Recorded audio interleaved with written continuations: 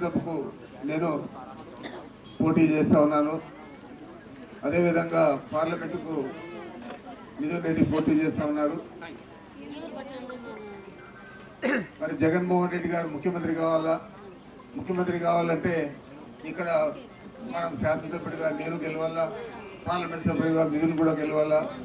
అంచేత మిమ్మల్ని అందరినీ అర్థించడానికి ఈ సమావేశం ఏర్పాటు చేయడం జరిగింది. మామూలు కాదు, ఈ 5 సంవత్సరాల్లో కరోనాతో 2 సంవత్సరాలు పోయినా కూడా ఎన్నికల హామీలన్నీ కూడా నెరవేర్చిన ఘనత మన నాయకుడు జగన్మోహన్ రెడ్డి గారిది. ఆయన ఏం చెప్పాడో అవన్నీ కూడా చేశాడు. మనం చూస్తూ ఉన్నాం, మన ఎన్నికల హామీలు కానీ, పాదయాత్రలు వచ్చినాయి కానీ, నవరత్నాలు కానీ అన్నీ కూడా ఈరోజు అమలు చేసి తిరిగి మళ్ళీ మన ముందుకు ఆయన ముఖ్యమంత్రి కావడానికి మన ముందుకు వస్తూ ఉన్నాడు. మా శాసనసభ్యులందరినీ గెలిపేయండి, పార్లమెంట్ సభ్యులను గెలిపేయండి అని. ఈ మధ్య మీరు చూసారు, మదనపల్లిలో కూడా బస్ యాత్ర సమావేశం కూడా ఏర్పాటైంది. పెద్ద ఎత్తున అక్కడ జనాలంతా కూడా రావడం జరిగింది. మరి ఆ విధంగా జగన్మోహన్ రెడ్డి గారు చెప్పిన పనులన్నీ చేసి మనల్ని ఓట్లు అడిగే పరిస్థితి ఈరోజు ఉంది. ఆ రోజు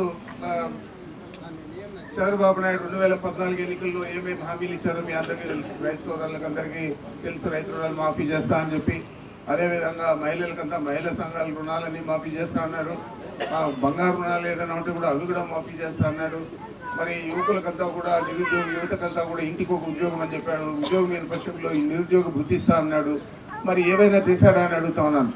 ఆ రోజు కదా మహిళా సంఘాల రుణాలు మాఫీ చేస్తుంటే కేవలం అది 14,205 కోట్లు మాత్రమే ఉన్నది.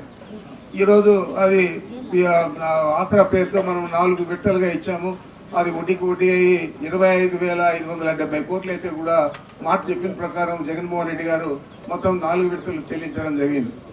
మరి ఈరోజు మనం చూస్తూ ఉంటే జగన్మోహన్ రెడ్డి గారు చెప్పినవన్నీ చేశాడు. చంద్రబాబు నాయుడు ఏం చెప్పాడో దాదాపు 600 హామీలు ఇచ్చాడు 2014 ఎన్నికలకు. అధికారంలోకి వచ్చాడు. వచ్చిన తర్వాత మేనిఫెస్టోనే కనపడకుండా చేశాడు. ఏ హామీ కూడా నెరవేర్చలేదు. మరి ఇప్పుడు మళ్ళా అధికారంలోకి రావాలని చెప్పి తాతాలాడుతూ అబద్ధాలన్నీ కూడా వల్లిస్తూ ఉన్నాడు. ఈరోజు మళ్ళా సూపర్ 6, సూపర్ 7 అని చెప్పి తీసుకొస్తాను మీకు అని చెప్పి చెప్తా ఉన్నాడు. అవన్నీ కన్నా అమలు చేయాలంటే దాదాపు 2,50,000 కోట్లు అవుతుంది. మరి 2,50,000 కోట్లు మనం అదనంగా ఇప్పుడు ఇచ్చే పథకాలకు అదనంగా చేయాలంటే మనకు వీలయ్యే పరిస్థితి ఉందని నేను అడుగుతా ఉన్నాను. ఏదోగా తప్పుడు మాటలు చెప్పి మోసపూరితంగా కుట్రపూరితంగా అధికారంలోకి రావాలనుకుంటున్నాడు తప్ప జగన్మోహన్ రెడ్డి గారి మాదిరి ఏదైతే చెప్పాడో అవన్నీ చేసి తర్వాత మళ్ళా మన ముందుకు వచ్చి మా పార్టీని గెలిపించండి అని అడిగే పరిస్థితి జగన్మోహన్ రెడ్డి అయితే ఆయన కుట్రపూరితంగా వ్యవహారం చేస్తూ ఉన్నాడు. ఈరోజు తన బలం సరిపోదని చెప్పి బీజేపీని వైపు, జనసేనని ఇంకోవైపు వీళ్ళందరినీ కలుపుకునేది కాకుండా పరోక్షంగా కాంగ్రెస్ పార్టీతో కూడా జతకట్టడం జరిగింది. కాంగ్రెస్ పార్టీలో ఉన్న నాయకులందరూ కూడా ఈరోజు చంద్రబాబు మద్దతు ఇచ్చే పరిస్థితి ఏర్పడింది. మరి ఆ విధంగా అందరినీ కూడా కూడగట్టుకొని అబద్ధాలతో ఏదో మేనిఫెస్టోలో ఇంకా ఏం చెప్తాడో తెలియదు.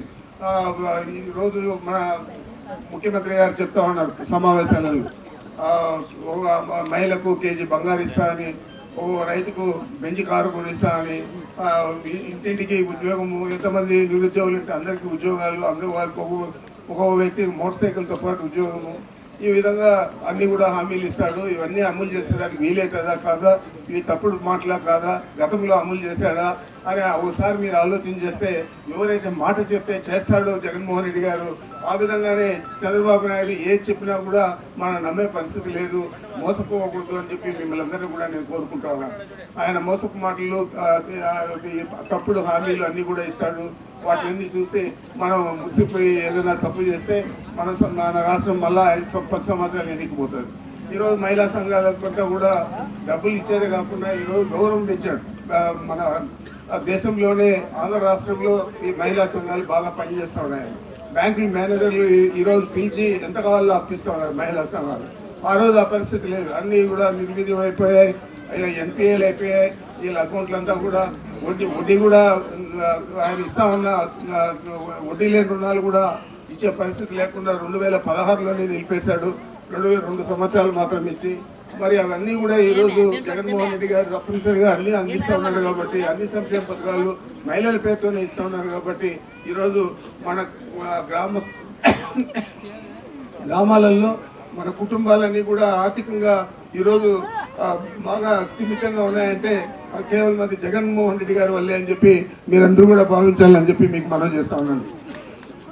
ఈరోజు ఆ విధంగా కాకుండా మనం మోసపోయి చంద్రబాబు చెప్పే తప్పుడు మాటలకు మోసపోయి ఏదైనా మనం తప్పు చేస్తే దీనికి మళ్ళీ మనం 10 ఏళ్ళు వెనక్కిపోతాం, రకరకాల ఇబ్బందులు కూడా వస్తాయి.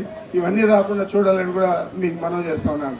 మనం ఏదో మంచి ఉద్దేశంతో ఇక్కడ ఒక ప్రాజెక్టు కట్టాం, ఇంకా ఒక నెలలో పూర్తి అయిపోయే పరిస్థితుల్లో సుప్రీంకోర్టు దాకా పోయి స్టే తీసుకొచ్చి ఇక్కడ రైతులకు డబ్బులు ఇవ్వకుండా చేశారు. అదేవిధంగా మనకు పూర్తి స్థాయిలో పని జరిగినా కూడా దానికి కూడా డబ్బులు ఇవ్వలేదు. మరి ఇట్లాంటి పరిస్థితి చంద్రబాబు నాయుడు కల్పిస్తూ ఉన్నాడంటే ఆయన ఈ పక్క అభివృద్ధి జరగకూడదు, పుంగనూరు నియోజకవర్గంలో అభివృద్ధి జరగకూడదు అని చెప్పి ఆయన ఆలోచన. ఇంకొక పార్లమెంటుకు నిలిచే మాజీ ముఖ్యమంత్రి మీకు అంతా తెలుసు, మన పాదయాత్ర కూడా చేశాం.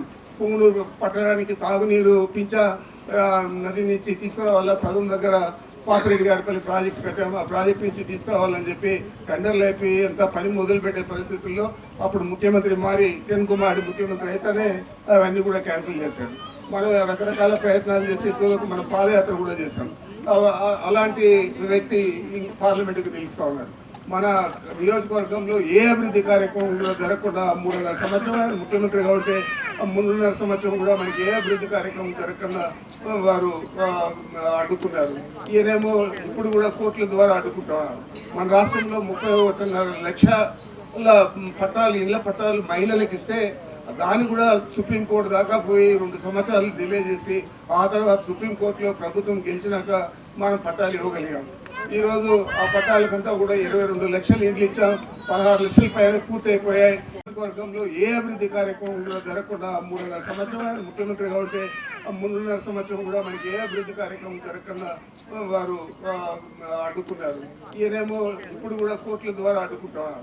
మన రాష్ట్రంలో 31.5 లక్షల పట్టాలు, ఇళ్ల పట్టాలు మహిళలకు ఇస్తే దాన్ని కూడా సుప్రీంకోర్టు దాకా పోయి 2 సంవత్సరాలు డిలే చేసి ఆ తర్వాత సుప్రీంకోర్టులో ప్రభుత్వం గెలిచినాక మనం పట్టాలు ఇవ్వగలిగాం. ఈరోజు ఆ పట్టాలకంతా కూడా 22 లక్షలు ఇండ్లు ఇచ్చాం, 16 లక్షల పైన పూర్తి అయిపోయాయి, మిగతావి కూడా తొందరలోనే పూర్తి అవుతాయి. మరి ఆ విధంగా జగన్మోహన్ రెడ్డి గారు ఏకకాలంలో 31.5 లక్షల ఇండ్ల పట్టాలు ఇచ్చిన దాఖలా ఏ ముఖ్యమంత్రి కూడా మన రాష్ట్రంలో ఇంతవరకు ఎవరు కూడా చేయలేదు. నాకు తెలిసి భారతదేశంలో కూడా ఏ ముఖ్యమంత్రి కూడా చేసేది కూడా మీకు మనం చేస్తా ఉన్నాను. ప్రతిదీ కూడా ఆయన తీసుకొని కులము మతము ఏది కూడా చూడకుండా కేవలం పేదరికాన్ని కొలబద్దగా తీసుకొని పేదలందరికీ ఇవ్వడం జరిగింది. ఈరోజు మాకేమైనా తెలుగుదేశానికి వేసావా లేకపోతే వైఎస్ఆర్ కాంగ్రెస్ పార్టీకి వేసావా అని ఏది కూడా చూడలేదు. అదే చంద్రబాబు నాయుడు పాలనలో జన్మభూమి కమిటీలు, ఆ కమిటీలో సభ్యులు తెలుగుదేశం పార్టీ వారు ఎవరికి ఇస్తారు? ఓటువారో ఇల్లు ఇచ్చినా పెన్షన్ ఇచ్చినా వారికి కావాల్సిన వారికి వారి పార్టీ కార్యకర్తలకు ఇస్తారు తప్ప, ఇందాక చెప్పాడు మన సర్పంచ్ గారు 6 ఇండ్లు ఇచ్చారు, ఆ 6 ఇండ్లు కూడా వాళ్ళు తెలుగుదేశం పార్టీకి ఇచ్చింటారు. మరి ఈరోజు మనం అట్లా చూడకుండా పేదరికాన్ని ఒక కొలబద్దగా తీసుకొని అందరికీ కూడా అన్ని పథకాలు కూడా అమలు చేసే విధంగా కృషి చేస్తూ ఉన్నాం. ఈ 5 సంవత్సరాల్లో అందరూ కూడా సుభిక్షంగా ఉన్నారు. మరి ఇలాంటి పరిపాలన తిరిగి మళ్ళా రావాలని కోరుకోండి. తప్పకుండా మీరు అందరూ కూడా జగన్మోహన్ రెడ్డి గారిని ఆశీర్వదించండి.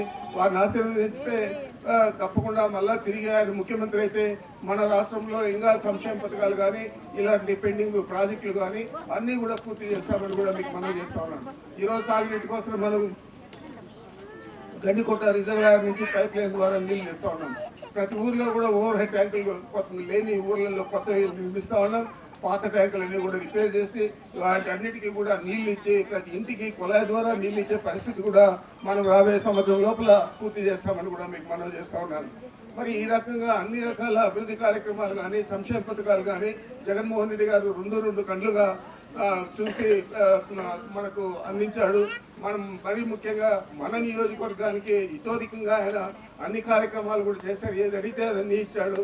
మరి ఈరోజు మనకు బాధ్యత కూడా ఎక్కువ పెట్టాడు కాబట్టి రాబోయే రోజుల్లో కూడా మళ్ళా మనం మంత్రి అయ్యే పరిస్థితి వారే కల్పిస్తారు. అప్పుడు కూడా మనం అనేక అభివృద్ధి కార్యక్రమాలు కూడా చేస్తాము. ఇక్కడ రైతులంతా కూడా కొద్దిగా 1 సంవత్సరమే పంట నష్ట పరిహారం ఇచ్చారు.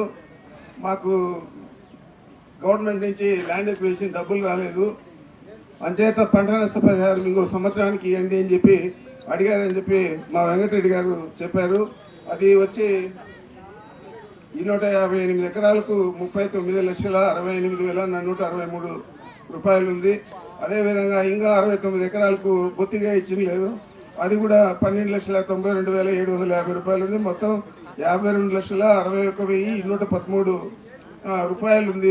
ఇది 2 రోజుల లోపలే వెంకటరెడ్డి మీ అందరికీ కూడా అందజేశారు.